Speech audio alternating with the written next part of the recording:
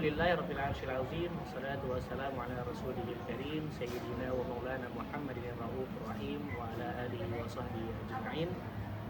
Puji serta syukur kita panjatkan atas kehadirat Allah Subhanahu wa taala.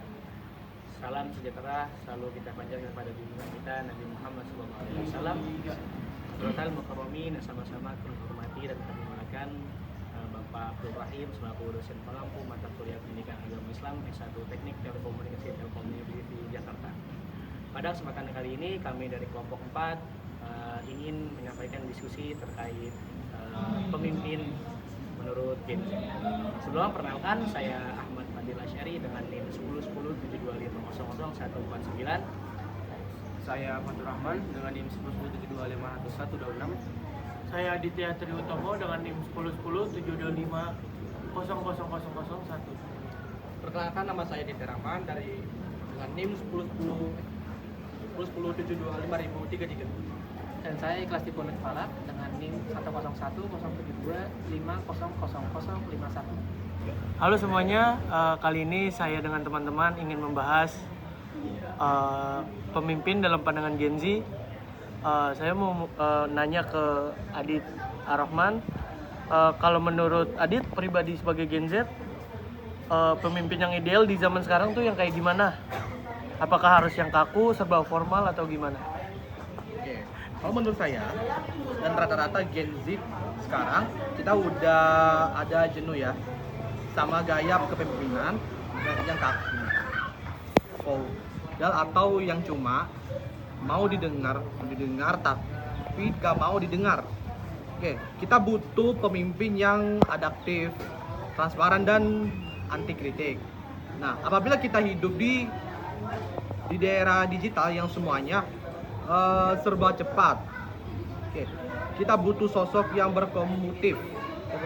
komunikatif, yang bisa membaur dan memimpin lewat aksi nyata, bukan hanya cuma yang perintah dari balik meja atau memanfaatkan jabatan tuh sebagai demi validasi sosial media. Oke, setuju banget Dit. Berarti tipe pemimpin yang kolaboratif dan mau turun ke bawah ya. Nah, kalau kita tarik ke perspektif keislaman, nyambung nggak sih kriteria idaman Gen Z dengan ajaran agama kita? Gimana menurut kamu, Ikhlas? Kalau menurut aku, kalau misalnya sesuai nih keinginan Gen Z semuanya begitu. Sebenarnya dari zaman dahulu juga orang-orang pada pengennya pemimpin yang begitu. Karena pada zaman dahulu kala pun kita bahkan dari Nabi Muhammad, bahkan sebelum Nabi Muhammad, pemimpin-pemimpin yang diimpikan oleh orang-orang zaman dahulu adalah orang-orang yang dipercaya, orang-orang yang jujur. Nah, kalau misalnya dari sudut pandang agama nih, kita tuh ada beberapa poin, misalnya ada 4 sih sebenarnya. Ada 4 poin yang harus ditekankan sama pemimpin kita dari dulu sampai sekarang. Contohnya pertama itu sidik, kita mesti jujur. Ini kita ngelihat kepada diri sendiri, kepada diri pemimpinnya. Dia harus bisa jujur kepada diri sendiri, harus bisa jujur kepada penasehatnya, harus bisa jujur kepada masyarakatnya.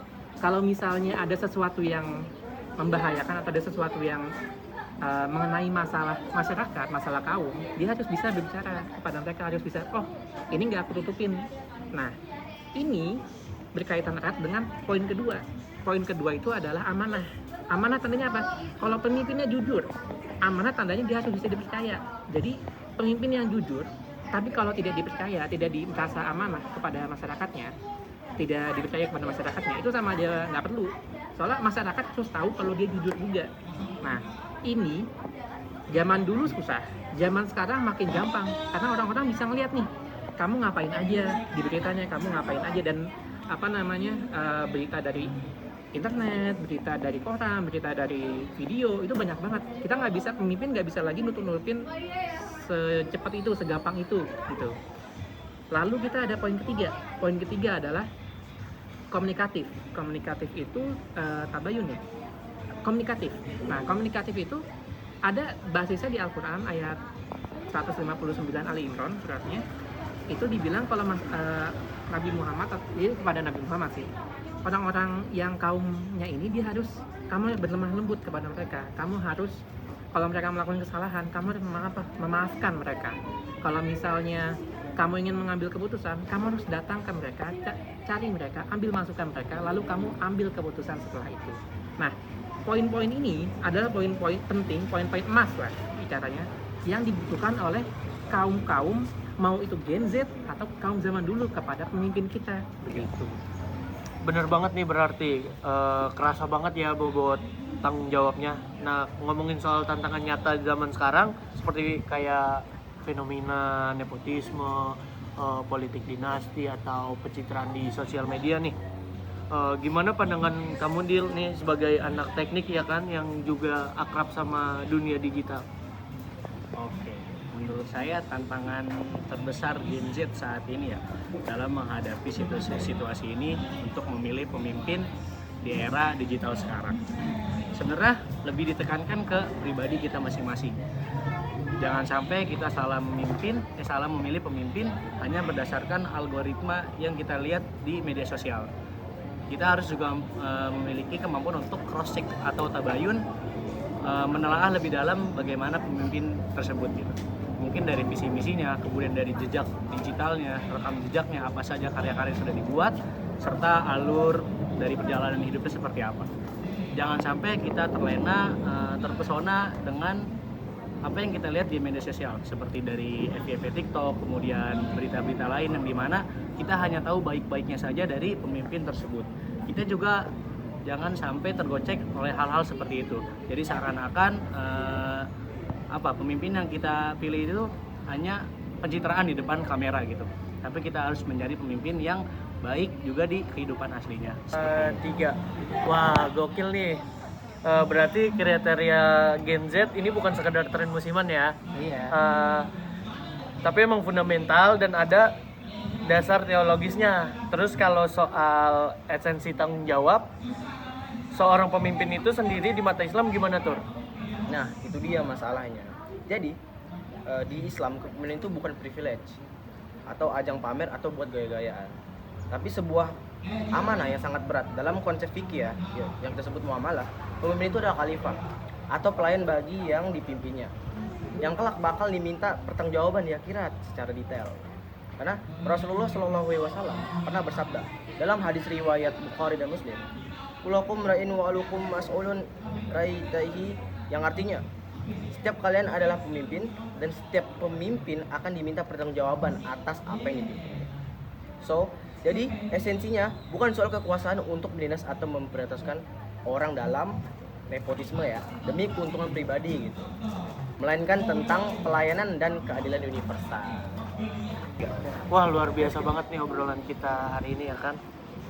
Buka mata banget ya. Jadi kesimpulannya, ekspektasi kita sebagai Gen Z itu terhadap sosok pemimpin yang transparan, cerdas, solutif, dan komunikatif itu ternyata 100% selaras dengan nilai-nilai kepemimpinan dalam Islam seperti syidik, amanah, tabligh, dan fatonah. Sebelum kita menuntut adanya pemimpin yang ideal di tingkat yang lebih tinggi, yuk kita mulai belajar dari hal yang paling mendasar, memimpin diri sendiri untuk disiplin, jujur, dan menjauhi hal-hal negatif dalam kehidupan sehari-hari.